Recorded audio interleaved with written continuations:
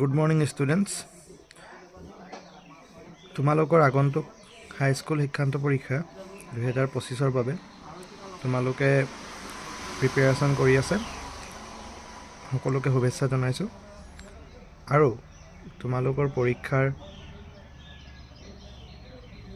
আগৰ কেইদিন কিদৰে প্ৰিপেৰেশ্যন কৰিব লাগিব তাৰ বাবে এই ভিডিঅ'টো প্ৰস্তুত কৰা হৈছে।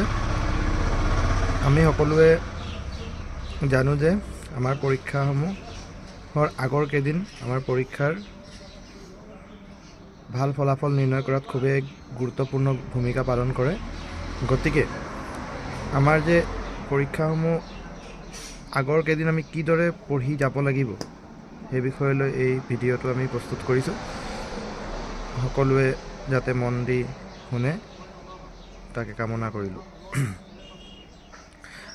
আমাৰ ফাৰ্ষ্ট এক্সাম ষ্টাৰ্ট হ'ব 15 ফেব্ৰুৱাৰী 2025 তাৰিখে। আমাৰ প্ৰথম পৰীক্ষা আছে ইংৰাজী। তো মই ইয়াত এটা ৰোড মেপ দিছোঁ। এইটো সকলোৰে বাবে যে গ্ৰহণযোগ্য হ'ব তাৰ কোনো মানে নাই। সকলোৱে নিজৰ নিজৰ ষ্ট্ৰেটেজি ফ'ল' কৰিব পাৰে। মই জাষ্ট এটা সুবিধা হোৱাকৈ তোমালোকক এটা ষ্ট্ৰেটেজি বনাই দিবলৈ চেষ্টা কৰিছোঁ। তোমালোকে যদি ভাল পোৱা তেতিয়া ফ'ল' কৰিব পাৰিবা।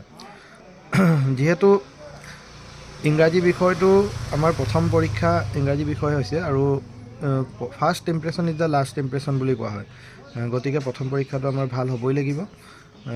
গতিকে ইংৰাজী পৰীক্ষাৰ গোটেই চিলেবাছখন শেষ কৰিবৰ বাবে আমি 4 দিন ধাৰ্য কৰিছোঁ, 4 days।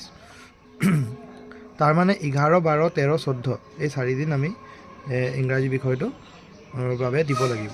সেই দিনকেইটাত আমি যাতে বেলেগ বিষয়সমূহ পঢ়িবলৈ চেষ্টা নকৰোঁ। কিয়নো আমি বেলেগ বিষয়সমূহ যদি সেইকেইদিন পঢ়োঁ তেতিয়াহ'লে আমাৰ কিন্তু সি প্ৰথম পৰীক্ষাটোত বিৰূপ প্ৰভাৱ পেলাব পাৰে। প্ৰথম মই দেখাই দিছোঁ যে 11 ফেব্ৰুৱাৰীৰ দিনাখন আমি কি পঢ়িবলৈ চেষ্টা কৰোঁ। 11 ফেব্ৰুৱাৰীৰ দিনাখন আমি ইংলিছ প্ৰ'জ তাৰ কুৱেশ্যন এনচাৰ মানে লেচন তোমালোকে প্ৰথম পঢ়ি ল'বা। লেচনসমূহ ৰিডিং কৰি ল'বা। লেচন ৰিডিং কৰাৰ পাছত লেচনৰ ইম্পৰ্টেণ্ট টাৰ্মছবিলাক আণ্ডাৰলাইন কৰি যাবা পেঞ্চিলেৰে আৰু লগত এখন বহীত লিখিও যাবা যাতে মনত থাকে।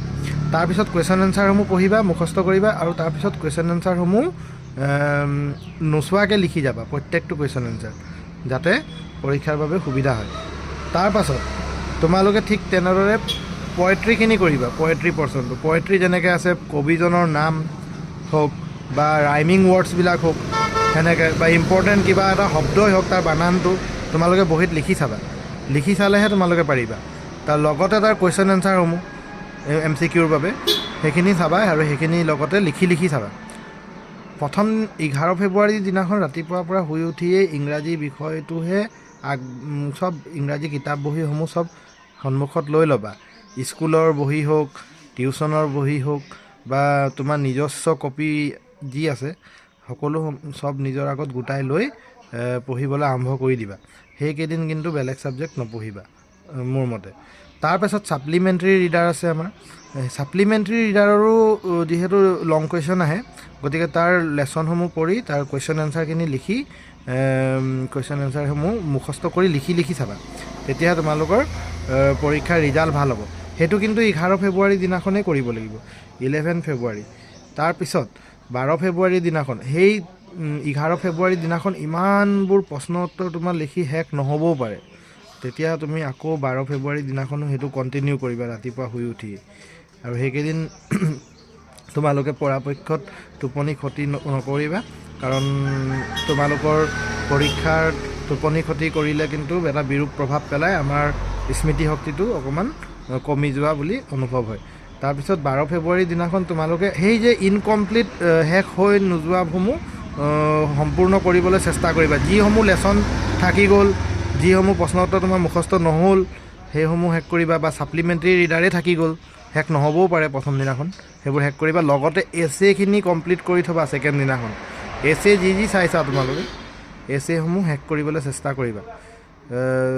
মোৰ বোধেৰে 4-5টামান কমন এছে মিনিমাম চাব লাগে, ঠিক আছে। নোচোৱাকৈ লিখি প্ৰেক্টিছ কৰিব লাগিব। অকল মই ইয়াত লিখিছোঁ কাৰণে কিছুমানে ভাবিব যে এছে পঢ়োঁতেনো কিমান দেৰি লাগিব।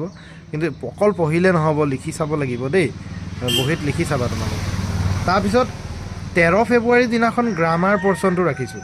13 ফেব্ৰুৱাৰী ইজ ভেৰি ইম্পৰ্টেণ্ট। সেইদিনাখন তোমাৰ কিন্তু গ্ৰামাৰ পৰ্চনটো তুমি চাব লাগিব। এতিয়া কিছুমানে কয় যে ছাৰ আমি আগত গ্ৰামাৰটো পঢ়ি ল'ম, পিছতো আমি প্ৰশ্নোত্তৰ পঢ়িব পাৰোঁ, কিন্তু কথাটো সেইটো নহয়। গ্ৰামাৰটো হৈছে এটা ভলেটাইল ছাবজেক্ট। ভলেটাইল মানে আমাৰ সোনকালে বস্তুটো স্মৃতিশক্তিৰ পৰা হেৰাই যায়, মানে আমি পাহৰি যাব পাৰোঁ। যিহেতু গ্ৰামাৰ পৰ্চনটো মানে ডাইনামিক, যিহেতু গ্ৰামাৰ কমন নাহে, তাৰ পৰা যি টি প্ৰশ্ন আহিব পাৰে, আমি তাৰ নিয়মটোহে শিকিব লাগে। গতিকে সেইটো কিন্তু আমি আগত পঢ়িলে নহ'ব, সেইটো আমি 13 ফেব্ৰুৱাৰীৰ দিনাখনহে পঢ়িব লাগিব। তোমালোকে গ্ৰামাৰখিনি যেনেকৈ টেন্স আছে, ভইচ আছে, ডিটাৰমিনাৰ্ছ আছে, তাৰপিছত তোমাৰ টেক কুৱেশ্যন আছে, আস্ক কুৱেশ্যন আছে, তাৰপিছত প্ৰিপজিশ্যন আছে, সেইবিলাক চব এটচেট্ৰা বুলি লিখিছোঁ ইয়াত। সেই গোটেইসমূহ কৰি চাব লাগিব। সেইকাৰণে এটা সম্পূৰ্ণ দিন গ্ৰামাৰ ৰিলেটেড কাৰণে দিয়া হৈছে। 13 ফেব্ৰুৱাৰীৰ দিনাখন ৰাতিপুৱাৰ পৰা গ্ৰামাৰ পঢ়িবলৈ আৰম্ভ কৰি দিবা। প্ৰথম 2 দিনত কিন্তু কুৱেশ্যন আনচাৰ শেষ কৰিবা আৰু লগতে এছেখিনি পাৰিলে। তাৰপিছত ৰিপৰ্ট ৰাইটিং আহি গ'ল, লেটাৰ ৰাইটিং আহি গ'ল, সেইবোৰ চব লিখি চাব লাগিব। মুখেৰে এনেই পঢ়ি গ'লে নহ'ব, পঢ়িলে মনত নাথাকে, সদায় কৰিব লাগিব। কুৱেশ্যন বেংকৰ পৰা কৰিবা বা টেষ্ট পেপাৰৰ পৰা কৰিবা, যেনেকৈ নহওক মানে মুঠতে কৰিবা আৰু তাৰপিছত এছেখিনি যদি শেষ নহ'ল সেইখিনিও কমপ্লিট কৰিবা। ৰিপৰ্ট ৰাইটিং, লেটাৰ ৰাইটিং এইখিনি কিন্তু কৰিবই লাগিব দেই। তাৰপিছত 14 ফেব্ৰুৱাৰীৰ দিনাখন কি কৰিম আমি? পৰীক্ষাৰ আগদিনাখন আমি নিজৰ ওপৰত বেছি হেঁচা প্ৰয়োগ নকৰোঁ। সেইদিনাখন আমি অকল ৰিভাইজ কৰিম। ৰিভিজন অল দ্য পৰ্চন, সকলো পৰ্চন আমি ৰিভাইজ কৰিম। তোমালোকে সেইদিনাখন ৰিভাইজে কৰিবা, বেছি নিজৰ ওপৰত সেইদিনাখন হেঁচা দিব নোৱাৰিবা। আৰু সেইদিনাখন আমাৰ অকণমান সময়ো নষ্ট হয়, যিহেতু ওচৰ পাজৰৰ মানুহ আহিব, তুমি অকণমান 5 মিনিট সময় কথাও পাতিব লাগিব। বেছি সময় নষ্ট নকৰিবা, অকণমান কথা পাতি নিজৰ কামত ব্যস্ত হৈ যাবা। আৰু তোমালোকে সেইদিনাখন কিন্তু পঢ়িবলৈ থৈ দিলে নহ'ব, সেইদিনাখন আমি ৰিভাইজহে কৰিম। মানে ৰিভাইজ মানে কিবা এটা বোলে এইকেইদিন পঢ়োঁতে গম পালোঁ যে মোৰ সেইটো ভালকৈ হোৱা নাই, প্ৰশ্ন বোলে এই লেটাৰটো বৰ্ডৰে মই কিবা এটা প্ৰশ্ন নাই পৰা, বা মেণ্ডেলাৰ চেপ্টাৰটোৰ কিবা এটা নাই পৰা, তেন্তে সেই প্ৰশ্ন উত্তৰসমূহ আমি আকৌ প্ৰেক্টিছ কৰিব লাগিব। সেইকেইদিন আকৌ লিখিব লাগিব।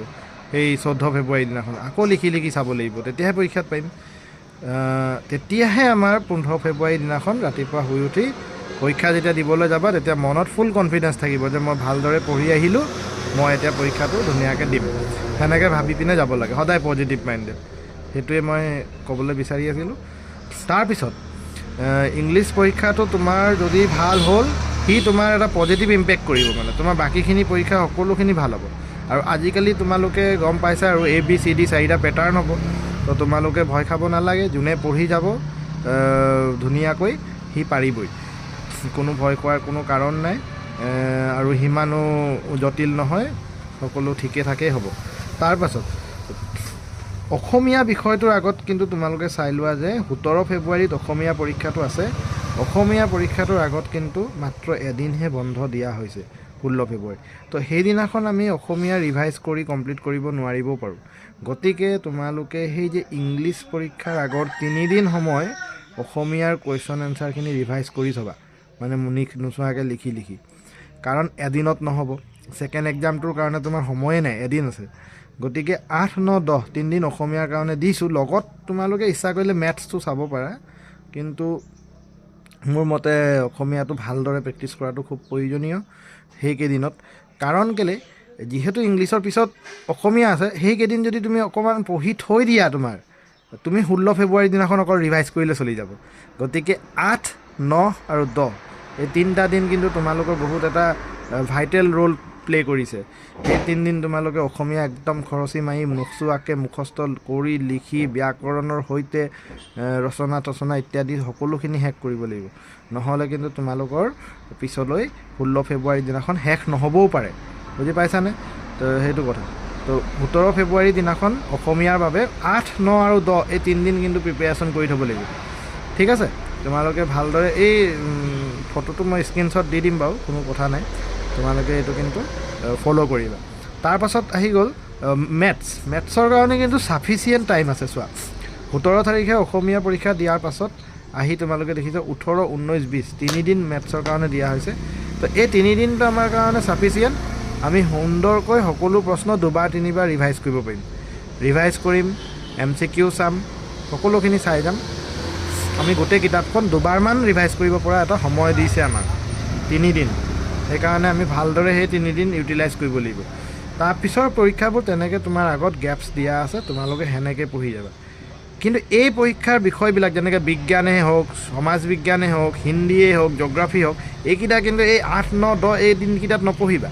এই দিনকেইটাত পঢ়িও লাভ নাই, বা 11, 12, 13, 14 সেইকেইটাত পঢ়ি লাভ নাই।